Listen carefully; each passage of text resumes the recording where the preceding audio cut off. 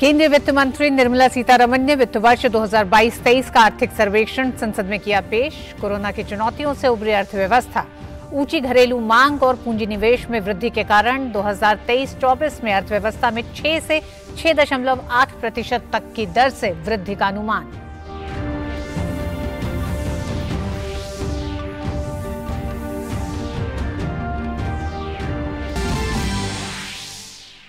मुख्य आर्थिक सलाहकार डॉक्टर वी अनंत नागेश्वरन ने कहा, भारतीय इकोनॉमी में रिकवरी पूरी हुई। गैर बैंकिंग और कॉर्पोरेट क्षेत्रों में अब बैलेंस शीट अच्छी स्थिति में। महामारी से उबरने की बात करने के बजाय अगले चरण की ओर देखने पर करना होगा ध्यान केंद्रित। सरकार राजकोषीय घाटे को कम करने की दिशा में बढ़ रही है आगे।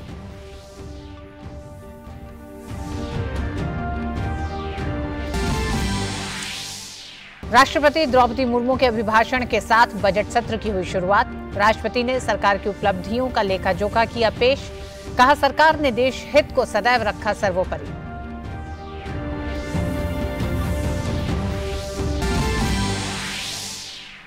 राष्ट्रपति ने कहा, डिजिटलीकरण से भ्रष्टाचार से देश को मिल रही है मुक्ति। भ्रष्टाचार के खिलाफ लड़ाई में सामाजिक चेतना बढ़ी। साथ ही वैश्विक मंच पर भारत के प्रति बदले नजरिए का भी किया जिक्र। कहा, भारत दूसरों की समस्याओं का कर रहा है समाधान। प्रधानमंत्री नरेंद्र मोदी ने कहा, वर्तमान वैश्विक परिस्थिति में भारत के बजट की तरफ न सिर्फ देश का बल्कि पूरे विश्व का रहता है फोकस। कल पेश होने वाले बजट को जनता की आशाओं आकांक्षाओं को पूरा करने का जताया भरोसा। विपक्ष से की सदन के सुचारू संचालन की अपील। कहा, तकरार के साथ तकरीर भी जरूरी। घटते ग्लोबल ग्रोथ की आशंका के बीच अंतर्राष्ट्रीय मुद्रा कोष ने भारतीय अर्थव्यवस्था पर फिर जताया भरोसा। वर्ष 2023 में भारत के लिए 6.1% आर्थिक वृद्धि दर का अनुमान लगाते हुए आईएमएफ ने कहा, भारत दुनिया की सबसे तेजी से बढ़ने वाली अर्थव्यवस्था बना रहेगा। भारत की महंगाई दर में भी कमी का अनुमान जताया।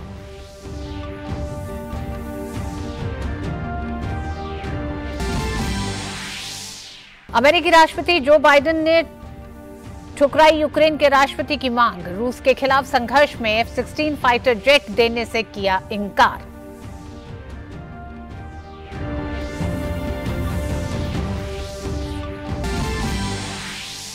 और पाकिस्तान के पेशावर में मस्जिद में हुए आत्मघाती हमले में अब तक 90 से ज्यादा लोगों की मौत, 150 से अधिक घायल। तहरीक-ए-तालिबान को माना जा रहा है हमले का जिम्मेदार। भारत ने पेशावर आत्मघाती हमले के पीड़ितों के परिजनों के प्रति व्यक्त की गहरी संवेदना।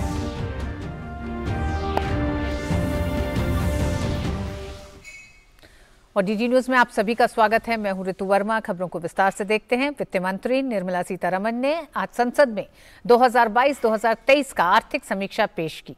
आर्थिक समीक्षा के अनुसार सभी क्षेत्रों में व्यापक बहाली का रुझान देखा गया है और ये महामारी पूर्व की तेजी को हासिल करने की ओर अग्रसर है। समीक्षा में कहा गया है कि ऊंची घरेलू मांग और पूंजी निवेश में वृद्धि के कारण 2023 और 24 में अर्थव्यवस्था में 6 से 6.8% तक की दर से वृद्धि का अनुमान है। आर्थिक समीक्षा में वित्त वर्ष 2023-2024 में न्यूनतम जीडीपी वृद्धि दर 6.5% रहने का अनुमान जताया गया। आर्थिक समीक्षा में मौजूदा वित्त वर्ष में 7% की आर्थिक वृद्धि दर बताई गई है। पिछले वित्त वर्ष में यह दर 8.7% थी। समीक्षा में कहा गया है कि इस आर्थिक वृद्धि में एमएसएमई क्षेत्र का महत्वपूर्ण योगदान है, जिसमें जनवरी से नवंबर 2022 के बीच लिए जाने वाले कर्ज में 30.5% का इजाफा दर्ज किया गया है। केंद्र सरकार द्वारा मौजूदा वित्त वर्ष के शुरुआती 8 महीनों में पूंजी व्यय में भारी वृद्धि से भी आर्थिक रफ्तार देखने को मिली है। इस पूंजी व्यय में इस अवधि के दौरान 63.4% का इजाफा देखा गया है। गिरावट का सामना कर रहे आवासन क्षेत्र में तेजी देखी गई। इसका मुख्य कारण निर्माण गतिविधियों में प्रवासी मजदूरों का लौटना है। वित्त वर्ष 2021-2022 और 2022-2023 की पहली छमाही में निर्यात वृद्धि का रुझान रहा, जो कि निर्माण क्षेत्र को थोड़ी गति मिली। मौजूदा वित्त वर्ष की दूसरी तिमाही में जीडीपी में निजी उपयोग की हिस्सेदारी 58.4% रही। वित्त वर्ष 2013-14 के बाद किसी भी दूसरी तिमाही में यह सबसे बड़ी भागीदारी है। इसके पीछे व्यापार, होटल और यातायात क्षेत्र को महत्वपूर्ण कारक माना गया है। आर्थिक समीक्षा में कहा गया है कि अप्रैल से नवंबर 2022 के बीच प्रत्यक्ष कर संग्रह में वृद्धि लगातार बनी रही।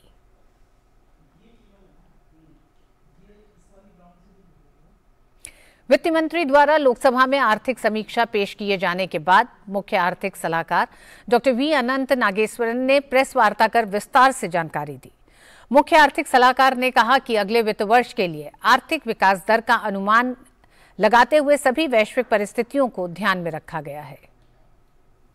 The survey projects the economic growth rate to be 6.5% for the next financial year, and the range we have projected for the outcomes is between 6 and 6.8%. Baseline is 6.5, the range is 6 to 6.8. From the Indian standpoint, a moderate to somewhat significant global economic slowdown will be, on balance, a better outcome because it would lead to lower commodity prices and a cessation of interest rate tightening in the developed world, weaker dollar, etc. Therefore, in order to make sure that we fully accommodate the downside risks, the band has been kept at 6 to 6.8 and the baseline number at 6.5%. मुख्य आर्थिक सलाहकार ने बीते 8 वर्षों के दौरान हुए आर्थिक सुधारों को रेखांकित किया। उन्होंने कहा कि इनसे केवल आर्थिक विकास में तेजी ही नहीं आई, बल्कि आम आदमी के व्यापक हित को सुनिश्चित करने में भी मदद मिली है।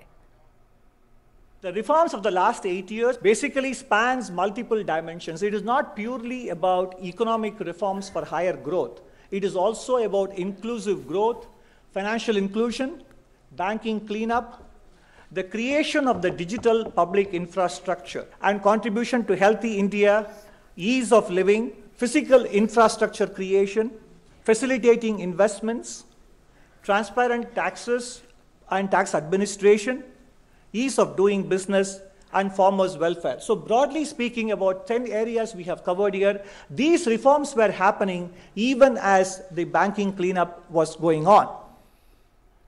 मुख्य आर्थिक सलाहकार ने कहा कि महामारी की वजह से रोजगार पर पड़ा असर अब खत्म हो रहा है। उन्होंने कहा कि ग्रामीण क्षेत्रों सहित सभी जगहों पर बेरोजगारी दर में तेजी से कमी आई है। Urban unemployment ratio has come down during the pandemic peak of around 20% down to 7%, and the worker population ratio has picked up from a low of around 35% back to around 45%. EPFO payroll data, which tracks new workers joining the scheme with salaries of 15,000 or below, in 22-23 their levels are running well above the previous 3 years. And in terms of the facilitation of employment, the eShram portal provides a bridge between employers and informal workers. मुख्य आर्थिक सलाहकार ने कहा कि अर्थव्यवस्था की recovery पूरी हो गई है।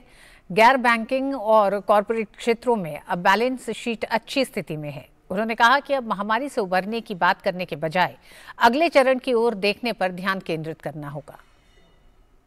The survey looks ahead to the medium term because the pandemic response and recovery phase is over. In fact, Chapter 1, the title itself says, State of the Economy, Recovery Complete.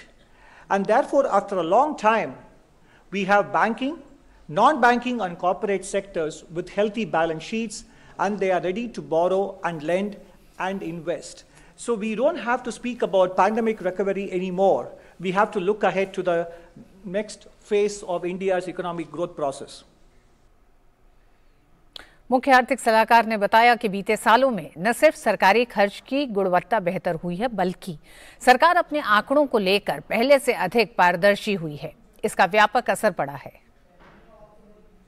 It is not about the government doing things for the people, but also involving people in the process. Everybody is a participant in the development process. That is why it is Sabka Saath, Sabka Vikas. So it is not just a government being an enabler, but government being a partner to economic growth. It is not just about the quality of expenditure improvement.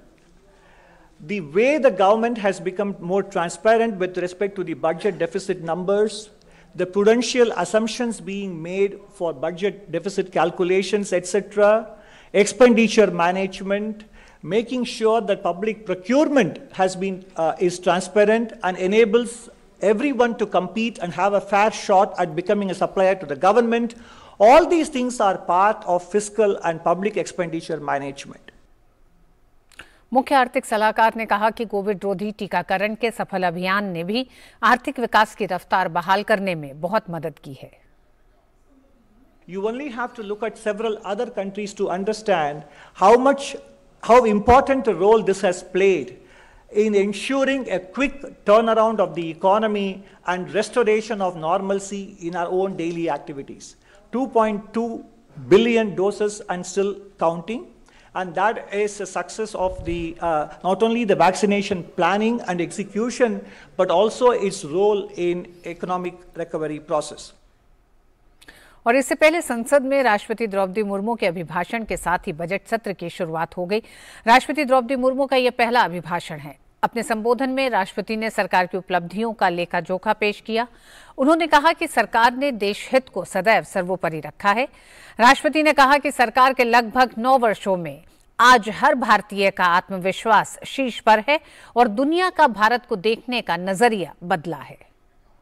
मेरी सरकार को कुछ ही महीने में 9 वर्ष पूरी हो जाएगी। मेरी सरकार के लगभग 9 वर्षों में भारत के लोगों ने अनेक सकारात्मक परिवर्तन पहली बार देखे हैं।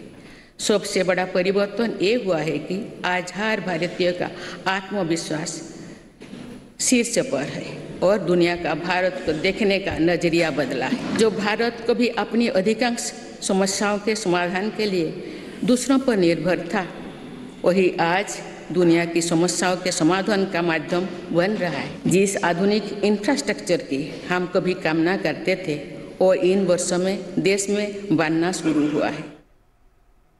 राष्ट्रपति ने कहा कि हमें ऐसा भारत बनाना है जो आत्मनिर्भर है और जो अपने मानवीय दायित्व को पूरा करने में समर्थ हो। 2047 तक ऐसे राष्ट्र का निर्माण करना है जो अतीत के गौरव से जुड़ा हो और जिसमें आधुनिकता का हर स्वर्णिम अध्याय हो। हमें ऐसा भारत बनाना है जो आत्मनिर्भर हो और जो अपने मानवीय दायित्व का पूरा करने के लिए भी समर्थ हो। ऐसा भारत हो जिसमें गरीबी ना हो, जिसका मध्यम वर्ग भी वैभव से युक्त हो। ऐसा भारत हो जिसकी युवा शक्ति और नारी शक्ति समाज और राष्ट्र को दिशा देने के लिए सबसे आगे खड़े हो, जिसके युवा समय से 2 कदम आगे चलते हो। ऐसा भारत जिसकी विविधता और अधिक उज्जवल हो, जिसकी एकता और अधिक अटल हो। राष्ट्रपति ने कहा कि डिजिटलीकरण से भ्रष्टाचार से देश को मुक्ति मिल रही है। उन्होंने कहा कि भ्रष्टाचार के खिलाफ लड़ाई में सामाजिक चेतना बढ़ी है। भारत में ऐसा डिजिटल नेटवर्क तैयार हुआ है जिससे विकसित देशों में प्रेरणा ले रही है। बड़े बड़े घोटालों, सरकारी योजनाओं में भ्रष्टाचार की जिन समस्याओं से देश मुक्ति चाहता था, वो मुक्ति अब देश को मिल रही है। पॉलिसी पैरालिसिस के चर्चा से बाहर आकर आज देश की पहचान तेज विकास और दूरगामी दृष्टि से के लिए गए फैसलों के लिए भी जाने जाते हैं। इसलिए हम दुनिया की 10वें नंबर की अर्थव्यवस्था से 5वें नंबर पर पहुंचे। यही वो नींव है जो आने वाले 25 साल में विकसित भारत के निर्माण के आत्मविश्वास को बुलंद करेगी। राष्ट्रपति ने कहा कि देश में 11 करोड़ छोटे किसान हैं, जिन्हें सशक्त और समृद्ध करने के लिए हर तरह की कोशिश की जा रही है। प्राथमिकता में देश के 11 करोड़ छोटे किसान भी है। ये छोटे किसान दशकों से सरकार की प्राथमिकता से वंचित रहे थे। आप इन्हें सशक्त और समृद्ध करने के लिए हर तरह की कोशिश की जा रही है। पीएम किसान सम्मान निधि के तहत इन छोटे किसानों को 2 लाख करोड़ रुपया से अधिक की मदद दी गई।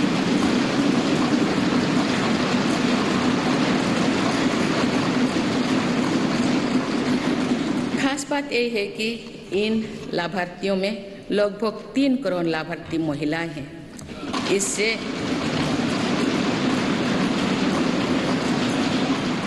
इससे अभी तक लगभग 54,000 करोड़ रुपया महिला किसानों को मिल चुकी है। इसी तरह छोटे किसानों के लिए फसल बीमा, सॉइल हेल्थ कार्ड, किसान क्रेडिट कार्ड, केसीसी की कवरेज बढ़ाने के साथ ही हमारी सरकार ने पहली बार पशुपालकों और मछुआरों को भी किसान क्रेडिट कार्ड की सुविधा से जोड़ा है। किसानों के सामर्थ्य को बढ़ाने के लिए एफपीओ यानी फार्मर प्रोड्यूसर ऑर्गेनाइजेशंस की स्थापना से लेकर फसलों के एमएसपी में वृद्धि करते हुए मेरी सरकार छोटे किसानों के साथ मजबूती से खड़ी है।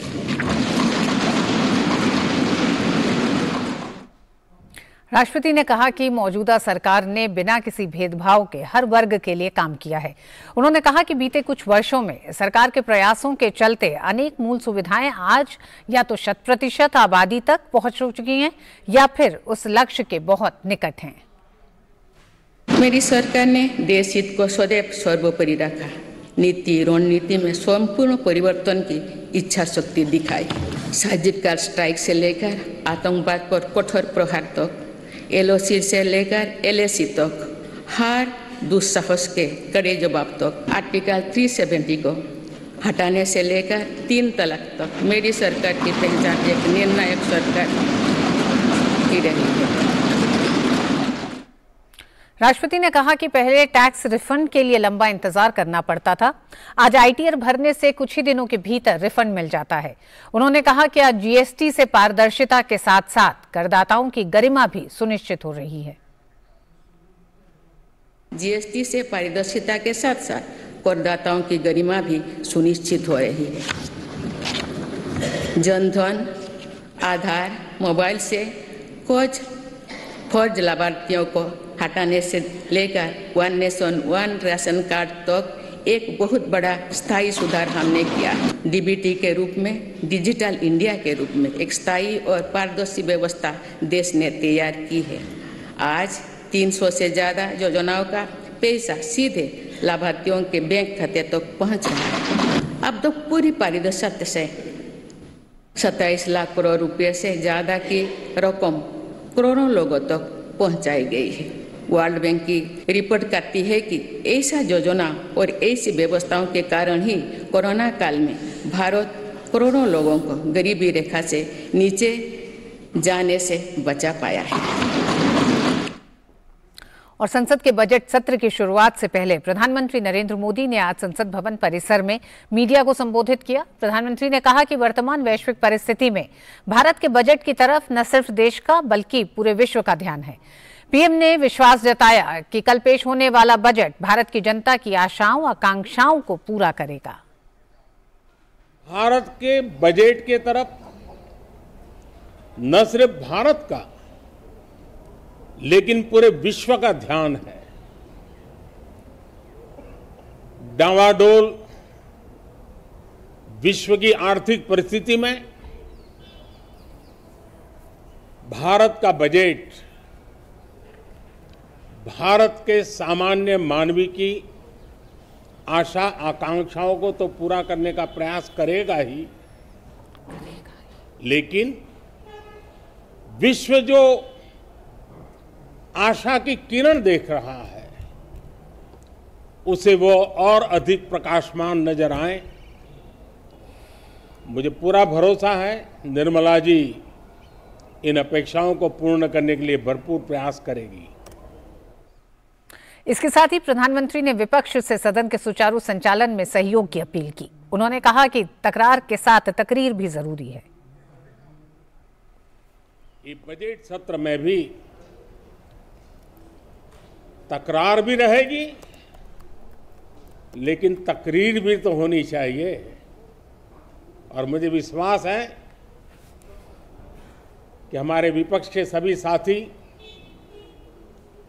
बड़ी तैयारी के साथ बहुत बारीकी से अध्ययन करके सदन में अपनी बात रखेंगे। सदन देश के नीति निर्धारण में बहुत ही अच्छी तरह से चर्चा करके अमृत निकालेगा जो देश को काम आएगा। अंतर्राष्ट्रीय मुद्रा कोष ने आज विश्व की अर्थव्यवस्था और भारतीय इकोनॉमी को लेकर बहुत अहम बयान दिया है। विश्व अर्थव्यवस्था को लेकर आईएमएफ ने बताया है कि ग्लोबल ग्रोथ साल 2023 में पहले की अपेक्षा में कम रहने की संभावना है। आईएमएफ के मुताबिक वर्ल्ड इकोनॉमी साल 2023 में 2.9% की दर से बढ़ेगी। वहीं साल 2022 में इसका अनुमान 3.4% था। वहीं साल 2024 की बात करें तो ये विश्व की अर्थव्यवस्था में फिर एक बार तेजी देखी जा सकती है और ये 3.1% के दर से बढ़ सकती है। उधर भारत की अर्थव्यवस्था की बात करें तो इस तिमाही में भारत की इकोनॉमी दुनिया की सबसे तेजी से बढ़ने वाली इकोनॉमी होगी। भारत की अर्थव्यवस्था मौजूदा तिमाही में 6.8% की दर से बढ़ रही है, जो अगले वित्त वर्ष की पहली तिमाही में 6.1% रहने की संभावना है। आईएमएफ ने भारतीय अर्थव्यवस्था को लेकर अहम बयान देते हुए कहा है कि अक्टूबर दिसंबर की बीती तिमाही और जनवरी मार्च की तिमाही में भारतीय अर्थव्यवस्था 6.8% की दर से बढ़ेगी। इसके बाद अगले वित्त वर्ष 2023-24 की पहली तिमाही में भारत की जीडीपी में गिरावट दर्ज की जाएगी और ये 6.1% के दर से बढ़ेगा।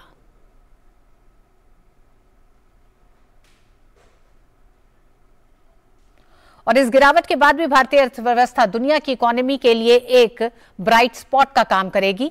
इसके साथ आईएमएफ ने यह भी कहा है कि वित्त वर्ष 2025 में भारत की अर्थव्यवस्था एक बार फिर से 6.8% की दर से बढ़ेगी। ऐसे में इसमें कई बाहरी फैक्टर्स भी शामिल होंगे। भारत में महंगाई को लेकर आईएमएफ ने आज एक रिपोर्ट जारी की है, जिसमें कहा गया है कि मौजूदा महंगाई दर 31 मार्च तक 6.8% से गिरकर 5% पर आ सकती है। इसके बाद भी महंगाई में गिरावट जारी रहेगी और यह आने वाले साल यानी 2024 तक 4% पर आ सकती है। आईएमएफ के अनुसंधान विभाग के डिवीजन प्रमुख डैनियल ले ने कहा है कि अन्य देशों की तुलना में भारत में भी महंगाई में कमी आने की उम्मीद है और ये 2022 के मार्च तक मौजूदा महंगाई दर 6.8% से गिरकर 5% पर आ सकती है। वहीं 2024 तक इसके 4% पर जाने की उम्मीद है। आईएमएफ की ओर से जारी की गई वर्ल्ड इकोनॉमिक आउटलुक रिपोर्ट में कहा गया है कि दुनिया की 84% देशों में महंगाई की दर में 2022 के मुकाबले 2023 में कमी देखने को मिलेगी। वैश्विक महंगाई दर भी 2022 के अपने औसत 8.8% से नीचे गिरकर 2023 में 6.6% पर आ सकती है और 2024 में ये 4.3 तक जा सकती है। इसके साथ ही बताया गया है कि दुनिया में महंगाई में कमी आने की बड़ी वजह अंतर्राष्ट्रीय स्तर पर कच्चे तेल और कमोडिटी के दामों में कमी आने के कारण है। वहीं दुनिया के केंद्रीय बैंकों की ओर से ब्याज दरों में बढ़ोतरी ने भी महंगाई दर को नीचे लाने में अहम भूमिका निभाई है। मुख्यमंत्री योगी आदित्यनाथ आज गोरखपुर दौरे पर हैं। मुख्यमंत्री नेपाल से आ रही शालिग्राम शिलाखंड का स्वागत करेंगे। नेपाल की काली गंडकी नदी से निकली 6 करोड़ वर्ष पुरानी 26 टन और 14 टन की शालिग्राम पत्थर देवशिला रथ शाम 4 बजे कुशीनगर से गोरखपुर में प्रवेश करेगा। इसके बाद देवशिला शाम 5 बजे शहर के विभिन्न मार्गों से होते हुए गोरखनाथ मंदिर पहुंचेगी, जहां पर इसका भव्य स्वागत पीठाधीश्वर के रूप में मुख्यमंत्री योगी आदित्यनाथ करेंगे। देवशिलाओं के साथ नेपाल से 100 संत और प्रबुद्ध जन भी आ रहे हैं। बुधवार को मुख्यमंत्री योगी आदित्यनाथ पूजन अर्चन के बाद इन शिलाओं को अयोध्या के लिए रवाना करेंगे। अयोध्या में बन रहे भव्य राम मंदिर में स्थापित की जाने वाली भगवान राम और सीता माता की प्रतिमा के लिए शिलाएं नेपाल से लाई जा रही हैं। इसका नाम शालिग्राम शिलाखंड है, जो कि नेपाल की गंडकी नदी में पाए जाते हैं। शालिग्राम को भगवान विष्णु की प्रतिमूर्ति माना जाता है। इसी पत्थर से हिंदू घरों और मंदिरों में पूजे जाने वाले ठाकुर जी बनते हैं। पाकिस्तान के पेशावर में हुए आत्मघाती हमले की भारत ने निंदा की है। विदेश मंत्रालय के प्रवक्ता अरिंदम बागची ने ट्वीट में कहा, भारत कल पेशावर में हुए आतंकी हमले के पीड़ितों के परिवारों के प्रति अपनी गहरी संवेदना व्यक्त करता है। हम इस हमले की कड़ी निंदा करते हैं, जिसने इतने लोगों की जान ले ली।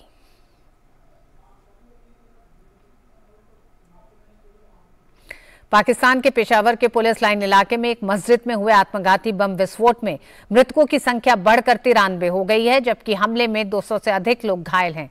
विस्फोट उस समय हुआ जब दोपहर की नमाज के लिए बड़ी संख्या में लोग मस्जिद में जमा हुए थे। मस्जिद के अंदर लगभग 400 लोग थे। विस्फोट के कारण मस्जिद का एक हिस्सा ढह गया। इस बीच आतंकी गुट तहरीक-ए-तालिबान पाकिस्तान को इस हमले का जिम्मेदार माना जा रहा है।